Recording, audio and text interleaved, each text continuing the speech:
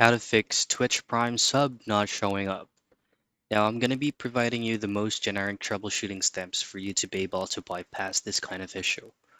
So first is open up your Twitch. Now, I'm currently using Google Chrome and then just simply head straight into twitch.tv, which is their official site.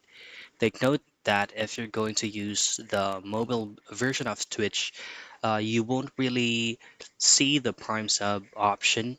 If you're going to be using your mobile device, ensure that you're using or running with a working web browser so that you can do this. So basic troubleshooting steps are, once you're here, just simply click this icon right here and then go straight into cookies and site data.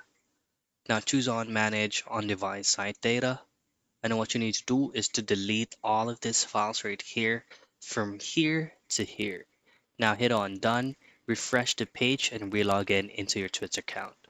The other thing that you do is if you're logging into Twitch using your Amazon account, you need to sub into the Prime sub first before you can see that option.